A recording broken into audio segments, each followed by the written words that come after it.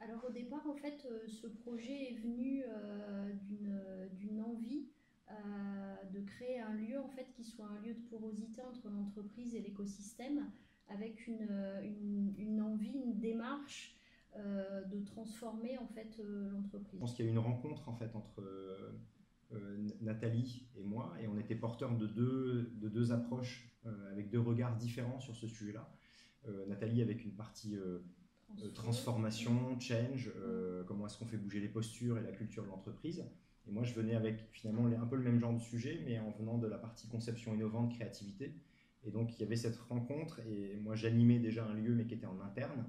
Et il y avait l'idée de se dire, ben, on va créer une structure qui sera un peu dans le même genre d'état d'esprit, avec une animation de communauté, avec des méthodes différentes, mais en jouant dès le début avec d'autres, et en assumant qu'on va le poser un peu plus au bord de la boîte. Donc, je pense qu'il y avait ces deux gènes-là de transfo et d'innovation qui se sont mélangés pour faire ce qu'est le Square.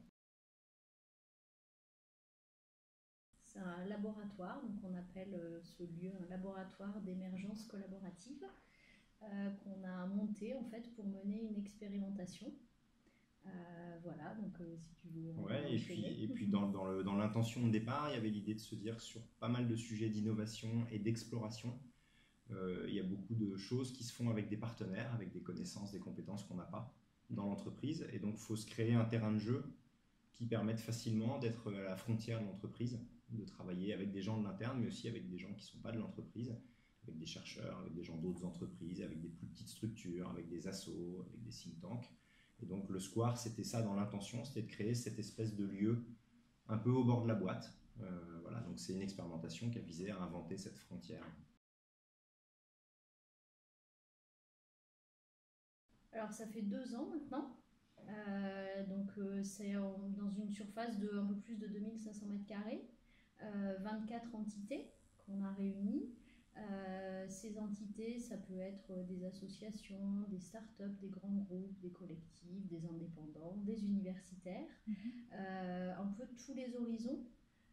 L'idée était vraiment d'aller chercher des compétences dans tous les domaines, sans aucun a priori ou style particulier. Et on s'est réunis autour de centres d'intérêt qu'on a en commun et qu'on a formalisé en un objet qu'on partage, qui est d'explorer le futur de la mobilité et les nouvelles façons de travailler. Et très concrètement, bah, ça s'est affiné en cours de route, mais on est une sorte de colocation de travail. C'est-à-dire que finalement, chacune des entités a son propre business, ses clients, ses activités, et on loue tous une partie de l'espace. Donc chaque entité loue un certain nombre de postes qui correspondent au nombre de places qu'ils occupent dans l'espace. On partage par ailleurs des salles de réunion, des espaces d'atelier, des espaces de convivialité. Et donc finalement, si on fait rien de plus, ça va être un coworking. On va juste bosser les uns à côté des autres. Mais grâce à l'objet commun qu'on s'est donné, on met un peu en tension l'écosystème et on se dit, le fait d'être tous ensemble ici, ça vise à aller voir s'il n'y a pas des synergies, des choses qui se passent quand on se frotte un peu aux autres partenaires qui sont là.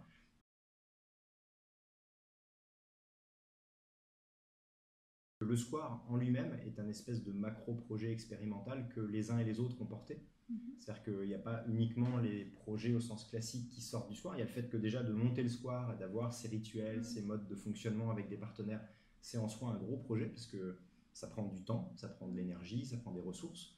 Les projets, ils sont de plusieurs types différents. Donc là, je parle des projets vus de Renault.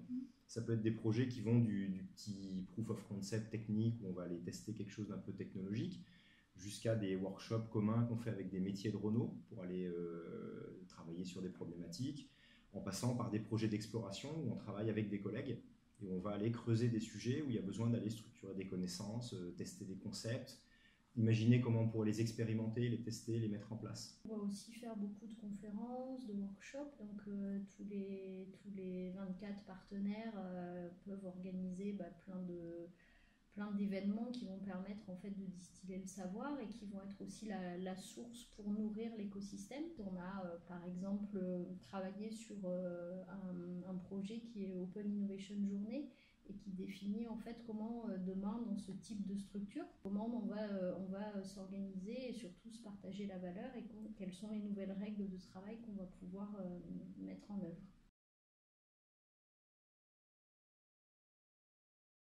Nous, on appartient à un réseau de labs, donc il y a 3 labs. Il y en a un en Silicon Valley, un à Tel Aviv, et puis nous, on est le 3e à Paris. Donc on travaille en fait pour l'Open Innovation, de l'Alliance et du groupe Renault. Et donc de ce point de vue-là, on va partager en fait un certain nombre de méthodes et d'approches. La singularité du Square, c'est d'avoir intégré à l'intérieur l'écosystème et d'avoir fixé en fait le sujet sur la mobilité. Les labs de Silicon Valley et de Tel Aviv sont plus orientés sur une logique de court terme avec des logiques de POC, donc de Proof of Concept, menée entre l'alliance, donc l'entreprise, et des startups qui sont identifiées pour délivrer une brique technologique plus immédiate. On a des points communs et ce qui nous différencie, c'est vraiment le fait que nous, on est à bord avec d'autres gens et qu'on co-gouverne le Square.